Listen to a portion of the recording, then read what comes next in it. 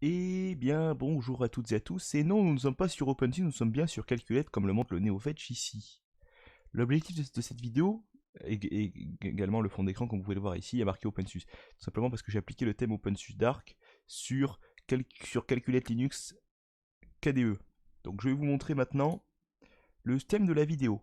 Donc l'objectif de cette vidéo va être de vous montrer comment télécharger assez facilement les nightlists de Fedora. Donc là, Fedora 33, 34, 35, 36 avant qu'elle soit sortie, ainsi que les Rawhide, donc les versions de Fedora Rolling Release. Donc si nous tapons API assassin.net, nous tombons sur un site voilà, donc d'un certain Adam W, qui a un petit blog.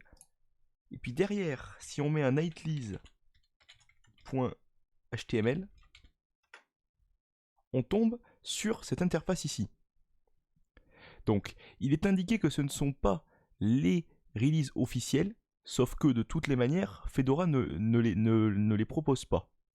À part peut-être les bêtas, mais en tout cas, les Rawhide, elles ne sont proposées que par ici. Je vous propose donc ici d'aller voir ce qui se dit un petit peu. Donc là, ici, vous avez différentes versions. Donc vous avez la Rawhide Everything, donc la net install entre guillemets. Donc, que si jamais vous prenez la dernière, elle pèse ici environ 679 mégas. La Workstation Live, ici que vous avez, alors Last Known Good, c'est tout simplement la dernière version dont on est sûr qu'elle est fonctionnelle.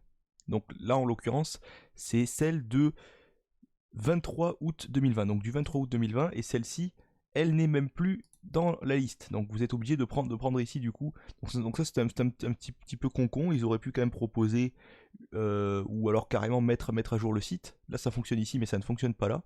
Vous êtes obligé de prendre une ISO ici. Donc vous prenez pour x86 x64. Et là ici ça fonctionne. Donc là ça pèse 1 Go 9, ce qui est à peu près cohérent avec une Fedora classique.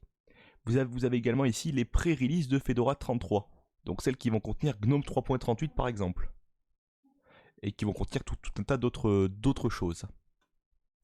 Sur ce, je vous propose également de télécharger une ISO ici. Donc Last Known Good ici pour Everything Boot. Vous pouvez voir que ça pèse à peu près le même poids. Ce qui est logique puisque Fedora Rawhide et Fedora 33 sont à peu près au même niveau, vu que la 33 vient à peine, il me semble, d'être branchée pour être une nouvelle version, et donc Rawhide est devenu Fedora 34.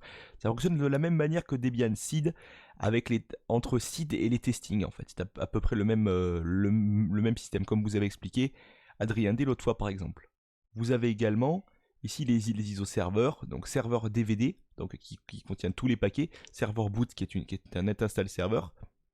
Alors là après vous avez toutes les images pour booter depuis des conteneurs, pour booter depuis des machines virtuelles, donc Vagrant libvirt, Vagrant VirtualBox, et puis là après vous avez toutes les respins, donc KDE, minimal, donc je suppose qu'il n'y a pas de DE, XFCE, donc en live ou pas, Sugar on a Stick, Mate, Cinnamon, LXDE, Design Suite scientifique. Donc là après vous avez les versions en conteneur également, scientifique KDE, Silverblue, qui est assez intéressante. Un jour j'en ferai peut-être un test. Puis là après vous avez toutes les différentes respins, on va dire, par rapport au type de paquet. Donc c'est tout du XFCE après, mais Games et Security il me semble. Et scientifique, bon là il y a la version KDE, mais la version de base c'est la XFCE. Donc là après vous avez LXQT, IoT et IoT OS3, donc façon Silverblue, ce qui est assez intéressant. Voilà. Sur ce, je pense que l'on a à peu près tout vu. Je vous dis salut à tous et à la prochaine. Et ciao.